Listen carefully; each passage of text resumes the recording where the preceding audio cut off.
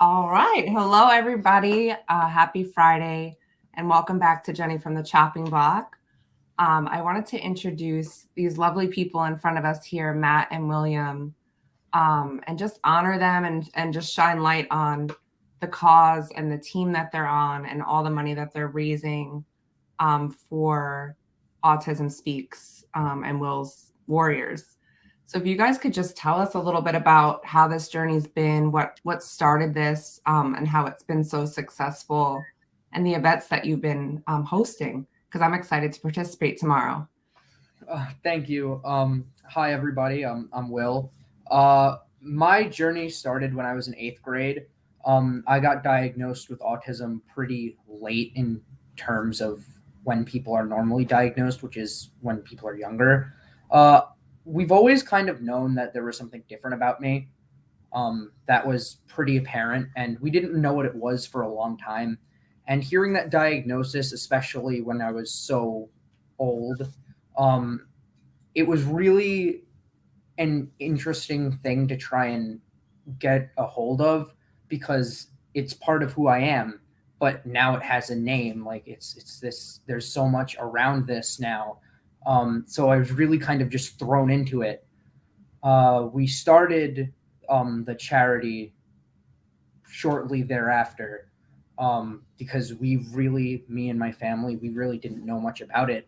So we figured the best way to learn about it would be to, just get involved. So we started the charity probably about June of 2018, right? This is our third year. Yeah, so about June of 2018. And since then, we've done the yearly walks when they were happening because COVID interrupted some things. And we've had 3 of the bowling fundraisers so far. The one tomorrow is going to be the third one, yes. And we've had a motorcycle ride for charity. One of the motorcycle clubs rode for him one year. at the Green Turtle dinner. We've done a couple of dinners, Green Turtle fundraisers, dinners. We have New York Acts coming up in April for 2 nights. That's it. So how have you built like such a awareness? Like you've raised so much money, and how have the events been? Have you gained more traction throughout the years? How's that been? So the first, in just going off the bowling fundraisers, that's really our main thing. I bowl. I'm on my high school's bowling team. I'm sort of the captain there, but that's just more of why the bowling is such a big thing for us because my entire family, my dad bowls, I bowl. It's something we like to do. But the first year was COVID. We probably had about 40 people. Right. So we chose bowling because it's something William loves to do. And so to connect William with a great cause and something he enjoys doing, we chose bowling. Our first event actually was March 15th of 2020. And I know schools shut down March 13th. Wow. And, we chose to continue to have the event anyway. We had about 40 people that showed up. So it was a great thing. Then last year, there were probably about 60 people there, although I wasn't able to attend because we had COVID in our house. And so while my parents were able to get out and go because they were fully vaccinated and protected, me and my siblings were not because I wasn't able to get it at the time. And now tomorrow we have 140 registered bowlers.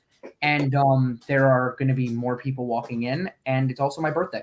Oh my gosh! I didn't know it was your birthday. It's also World Autism Day. That's true, but we didn't. Wow. That wasn't planned, obviously, because it wasn't like I was born on that. That just happened. It's awesome. I did not know it was your birthday. How incredible is that? It's pretty awesome. Yeah. Oh my goodness, that's great. So, I wanted to ask you, you said you were diagnosed at a late age, and was there hardship throughout the years that you weren't sure what was going on and you just felt like things were a bit different? Okay. William was, as we've learned, misdiagnosed from the time he was 3 with many different things. Mhm. He had yes, we had a lot of hardships with that. He had his IEP, he had his different sensory type issues. He was diagnosed with ADHD, PDD, OCD, a various of things. And then when he was in 8th grade, this last time, we had probably a more serious life-changing event that me and my wife, we're both educators. My wife's more in central administration. I'm a teacher. Oh, wow. So we asked for a full evaluation, including a test for autism. And that's when it was discovered that William had autism on the ASD. And so, yeah, as William said earlier, it definitely put a label, a proper label, Mhm. and not to use the word label in the wrong way, but so for us, it was almost comforting. Like Yeah. now we know what to deal with and how to deal with it. Mhm. And I just want to ask, like, so the money that you're raising, is that to bring more awareness to, because like I understand that it's to bring like to have better access to things, to have a completely full life and a fulfilling life, but how does that help um others in The money that we're raising through Autism Speaks goes towards education, research, and then it trickles its way down to services for the person living with ASD and their families. And how do you think that would be beneficial to them? Like how would that, like, if, like, how is that, why are you so passionate about this cause? Well, I know that at least for me, I'm passionate about it because I know what it's like to struggle with like these sensory issues and like some of the social aspects that go behind it.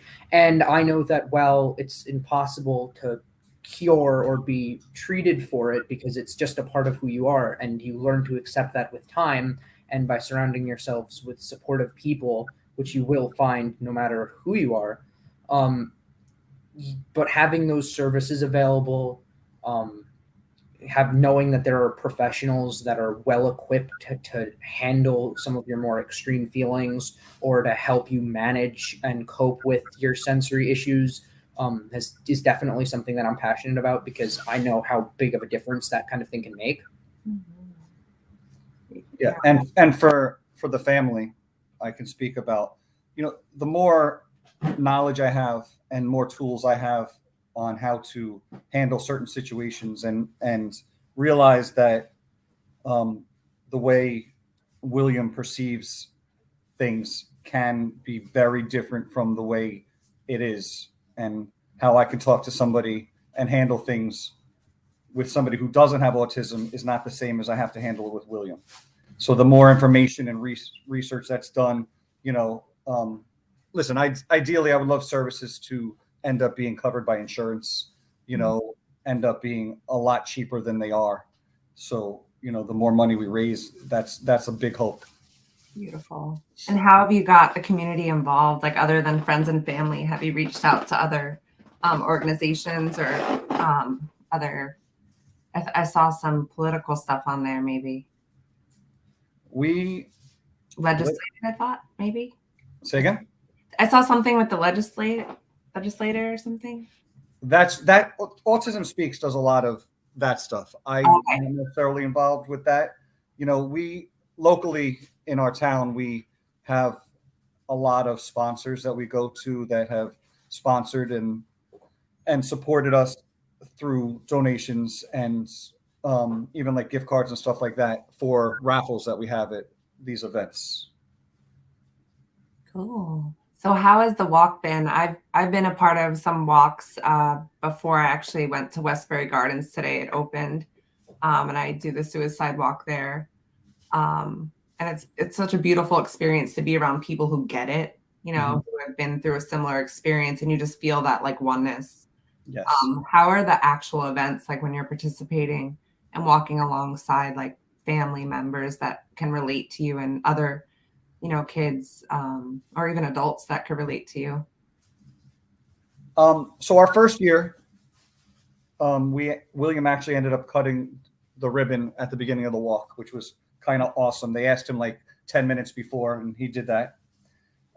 It's the walks are very humbling in a lot of ways because it's a lot of times, it brings back to reality some of the things that I don't want to say forget, but forget. Mm-hmm. So when there's about 3,000 people that walked last year because of COVID and the rain, and William still wanted to be just with one friend and like off by himself. So it's like, it just makes the family at least realize what he goes through, even in the safest of safe situations that we think is safe might not be perceived as that. It might be perceived as an anxiety and confusion and what else? Good. Oh, so you're saying the walk itself sometimes is overwhelming just with the amount of people. Yeah. I thought about that. And people William doesn't know. Oh, okay. So even though we have about 40 people who walked the first year and about 20 who walked this past year, it causes a lot of anxiety in William. Yeah. And William, you're just so well spoken. You sound like so intelligent. You have such a light in you that's just gorgeous. How do you overcome all those feelings where you feel like it's like a lot, To be completely honest, sometimes I don't. Okay. I know that in terms of tomorrow, like a lot of, especially after the pandemic, which I know has been rough for a lot of people, no matter what you might have or not have. But like crowded spaces and loud noises have been really difficult for me to deal with. So I've been kind of like mentally preparing myself for tomorrow for like the past 3 weeks. And sometimes it's easier to manage, sometimes it's not, and some days it's a little bit of both. There'll be good moments and there'll be bad moments, and it's just really learning how to navigate through the bad moments to get to those good moments. That's really something that I've been learning along the way. Yeah. Do you have any tools that you could share that work, like that have worked for you? I have my stress balls. I normally carry around with me. You're squishy. Yeah, I have a little whale and an octopus. I also carry on my AirPods because sometimes it's just good to pop them in and play some music and then recollect my thoughts and then get right back into it. Your hat? Oh yeah, no, that hat sounds nothing to do with it. I just like my hat. Oh. He wears a beanie all the time. He says it has nothing to do with it, but it's definitely a comfort for him. Yes, it does make me comfortable, but yeah. Cool. And I know there's like different, if you could just tell me a little bit more about autism itself, because there's like different levels of it, right? Like, have you met people that maybe or on the opposite end where you've inspired them? Autism is on a spectrum, like most things. I fall closer to the high functioning end, where with me at least, it's not necessarily like a cognitive disability, but it's more of a social disability, because that's really all autism is. It's really classified as a not even cognitive, really more of a learning disability and social disability. I definitely, this is my mom, by the way. Hi. You. How are you? Good. Thank you so much for joining us. Anyway, and I definitely am definitely, one of my shortcomings is that social aspect. So it has been interesting meeting other people that are either not as high functioning as me, or in some cases are so far beyond me in so many ways. And it's really incredible knowing that, well, this person might have autism, but look at what they're able to do. Mm-hmm. Can you give me an example of that? Like, I watched a movie once, the woman who changed like the food, I forget her name. Dr. Temple Grandin. Yeah, she spoke at one of my my friend's a teacher, and she spoke at her school, and she recommended the movie to me, and I kind of understood a little bit more. That movie helped me understand more. But is there anybody that you could think that, inspired you? or like why, like what about them inspired you? Who has autism or who doesn't? Either or. Because I know that like a lot of the great thinkers of the previous generation, Albert Einstein, Stephen Hawkins, a lot of these people had disabilities. Obviously, they were some of the smartest people of all time. But Albert Einstein struggled socially. He was always considered an oddball or an outcast. And Stephen Hawkins was obviously limited physically. And so it was really admirable to me reading about their stories and hearing how, in a time where that kind of thing was not as known about or as accepted as it is now, and they were still able to accomplish so much and do so much for not only themselves, but for society as a whole. Beautiful. That is incredible. And I'm just curious, like how old are you? Oh, I'm turning 17 tomorrow, so I'm 16. Oh. I am 16 for 7 more hours. Awesome. And what's your goal? Do you have a goal that like you maybe like what do you want to be when you grow up? I want to be a marine biologist when I get older. Cool. And what about that interests you most? I mean, when you come down to it, it's really, we're facing a lot of problems, and I want to help solve them. Awesome. Can you say I'm gonna help solve them? I'm gonna help solve them. Woo! And Mom, is there anything you want to add? I know you guys are probably super busy and you have a big function tomorrow, so I appreciate your time. Of course. Yeah, I thought You know what? I was listening in, and I'm so proud to hear William, talk about his journey. It's very emotional. We're very lucky. I think for me, it's really interesting. The hardest thing is that, when people meet Will, a lot of times, they'll say, oh, he doesn't seem autistic. And, autism is just such a spectrum disorder, and it looks different for everybody, and it is different for every family. And so, people don't often realize how difficult it really truly is, even when you're this high functioning, maybe even more so because there's a level of awareness there. William knows what's hard for him, and, all of that. So we're just really proud of him. Aw, that's so sweet. All right, I'm going. And she's gone. And that's Mom.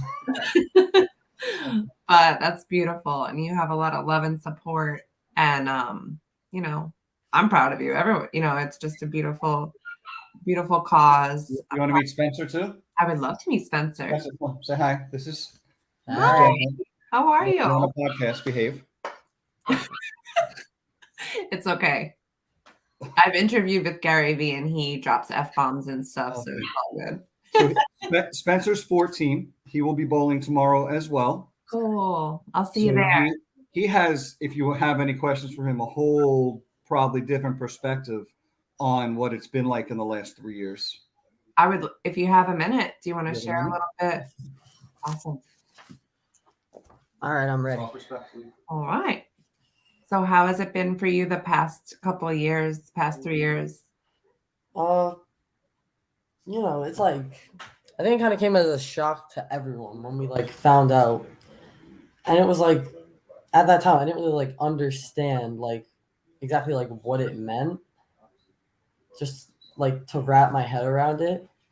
And over time, I guess I kind of slowly learned what it is, how to deal with it, and stuff like that. So it's honestly just at this point, just a normal part of our lives, and I wouldn't change it. So beautiful. And what have you what has been the best part of it all? I see you guys seem to be a really tight-knit family, and you're building such a beautiful community.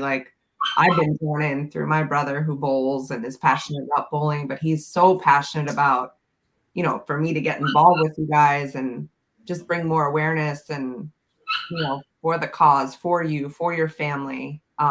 He adores your father. So I'm just curious, how has this brought you guys closer?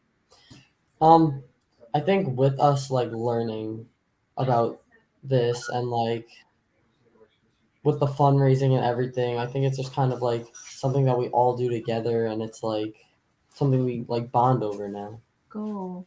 And what has been like your biggest takeaway? What's your name again? I'm sorry. My name is Spencer. Spencer. What's your biggest takeaway? Like, was there like a silver lining, like something that you could share to maybe another family that could benefit from something you learned that was helpful to you? Yeah, honestly, just at the end of the day, family is family. It doesn't change anything. It just, you just have to learn, be patient, and just, but at the end of the day, we all love each other. We're a family. So, Okay. That's beautiful. And I want to ask, what is your, so I do a podcast and I'm passionate about food. So that's always one of my questions. I want to hear about like, what are you guys eating over there? What do you like? I'm about to make dinner, but I don't know what I'm having yet. So I consider myself a foodie. Ooh. Me and my friends, we travel places for different foods. Cool. So Never bring me William likes steak. I do. All Probably right. his favorite meal would be going to a steakhouse. Yeah, okay, yeah. Incredible. Besides that, it's chicken nuggets. Nuggies. Nuggies? Yeah. Are you a honey mustard guy or barbecue sauce? Ketchup. Ketchup? Yes. Okay. Yeah. I like the taste of barbecue sauce, but something about the texture of honey mustard and barbecue sauce with chicken nuggets bothers me. I can't eat honey mustard at all, but like the barbecue sauce and the way that like it works with it, I just don't like it. What's your favorite dessert? Ice cream. Ooh. What isn't my favorite dessert is probably a better place. No, to start. ice cream's definitely your favorite. You like all desserts, but Yes. ice cream Well, is I the don't like go-to. all desserts. Pies are And pizza's a good one too. I like Pizza? No, that's not dessert. No, but we're back to the food. Okay. What's your favorite flavor of ice cream? Mint chocolate chip. Ooh. Or because like sometimes if you're in the mood for something basic, I'm on the vanilla train. I just think that richness, the richness and flavor there, especially gelato, is really good, and that's my personal opinion. I'm gonna stick by it. I love it. All right, gentlemen. Is there anything else you want to share? Maybe like in relation to the events. So tomorrow, the event kicks off at noon. Is that right? The event, William's going to get there about 11:45. I'll be signing autographs. He'll be signing autographs. We do have a 1970s New York Jets player, Bobby Jackson, coming down to sign autographs, and he'll be there. Wow. We have a sports memorabilia auction hosted by Lucky's Collectibles, which is located right next to the bowling alley. We're gonna have. We have 142 registered. There's still more room. People can come and hang out. They can buy raffles. The bar's open. You can get food. And then we have the axe throwing in April 20th and 21st. But that's all registration online. And you have to mention Will's Warriors when you register for those 2 days. Okay. And they're going to kick back 25% of anything raised those 2 days. What's the dates on that? It's Wednesday, April 20th and Thursday, April 21st. Awesome. All right, cool. I'm right in Farmingdale, so that'd be another event I could probably attend. William will be there I will be on there, yes. the 20th at 6:30, throwing an axe for the first time. Cool. I'm going to bring my armor. Nice. You know I've done axe throwing before, right? No. With who? Don't tell me. I don't want to know. And then is October another walk? October 9th is the walk at Jones Beach. Cool. We currently have 35 members of our walk team. So if anybody wants to get to know us and join our team, that would be amazing too. I can send you a link, or I think I sent you the link to the walk page. I actually put it in the caption for anybody that wants to donate or participate. They can donate. You can come walk. That morning, we usually supply all our walkers with bagels. And, Autism Speaks there's a lot of people, a lot of informational booths there, sponsors. They supply water, coffee, snacks. It's a nice, easy 3-mile walk at Jones Beach. Beautiful. All right, gentlemen. Well, I just want to thank you for coming on the show and just the knowledge that you shared. I'm excited to be a part of tomorrow and learn as much as possible and support you guys in any way I can. What do you say? Thank you. Yeah, it's been a pleasure. I appreciate you. Perfect. Thank you very too. much. Looking forward to seeing you tomorrow. Can't wait. All right, guys, enjoy your dinner and your evening, and I'll see you in the morning. Okay. Bye-bye. Bye.